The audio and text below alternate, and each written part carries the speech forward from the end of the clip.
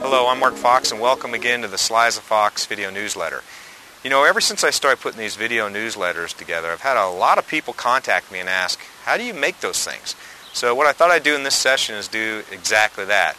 Put together a how to make a video.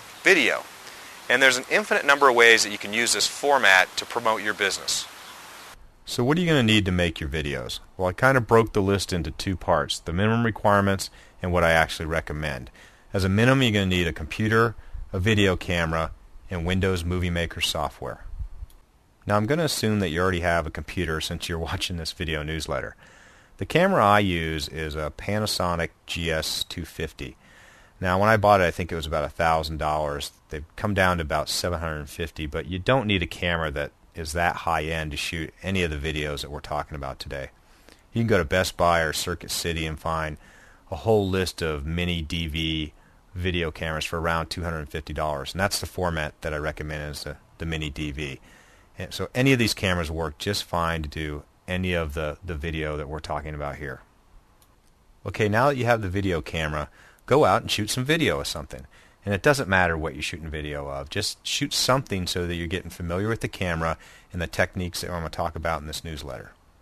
Now I've purchased several video editing packages, and I think Windows Movie Maker is actually better than some of the ones I bought. And Windows Movie Maker is free.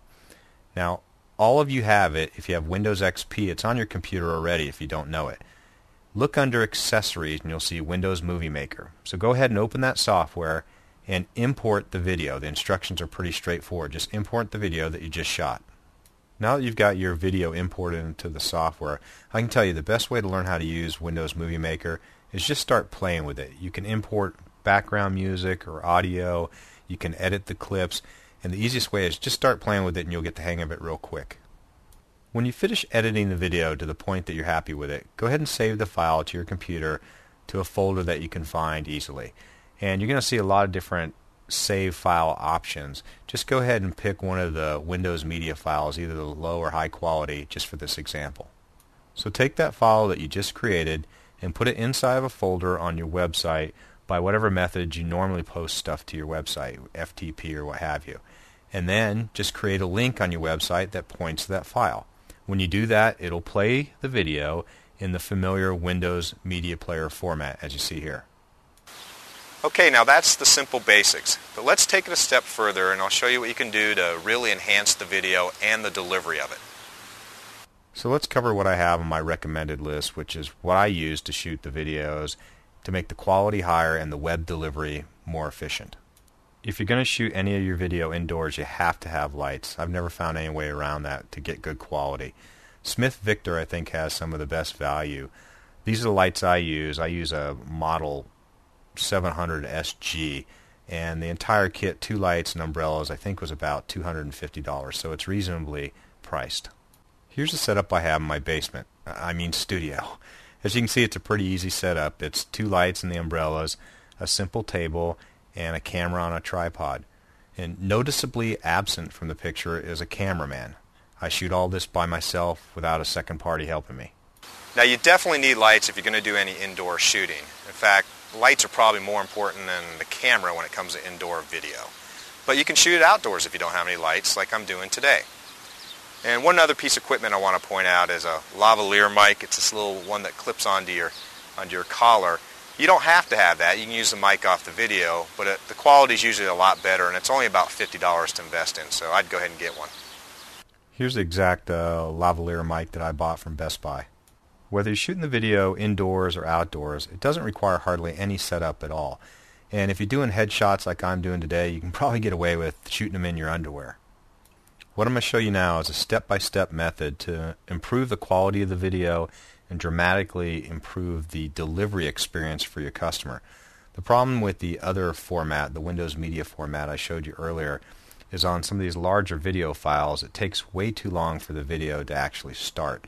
So the techniques I'm going to show you right here are exactly what I use to deliver the video you're watching right now. So for this technique, it's the same steps up to the point where you want to save your movie. Instead of saving it to a Windows Media format, you save it to a raw video, the DV AVI format, which is a setting in Windows Movie Maker that you can see here. Then you take Sorensen Squeeze, which I found is the best software out there to convert video into Flash. In Sorensen Squeeze, this is what the interface looks like. In the top left-hand corner, there's an import video file. Go ahead and import the new DV AVI raw format that you just saved into Sorensen Squeeze. Okay, this may sound difficult, but trust me, it's not. Once you do it once or twice, it's a piece of cake. In the format and compression settings, there's a Flash movie and a Flash video. The Flash video is the red one. That's the one you want. Go ahead and select that and pick the medium setting and apply it to your video file. Then go ahead and squeeze it. The end result is going to be a flashvideo.flv file. So you're going to take that file and put it on a folder on your website along with two other pieces of software that I'm going to give you a link to at the end of this video that you can download. And don't worry if you didn't get all these steps. I'm going to have a document on my website as well at that link that will show you step by step exactly how to do this. The end result is it'll look just like what you see on this video today. So assuming you have a computer, you can get set up to do this for about $250 camera because the Windows Movie Maker software is free, as we said before.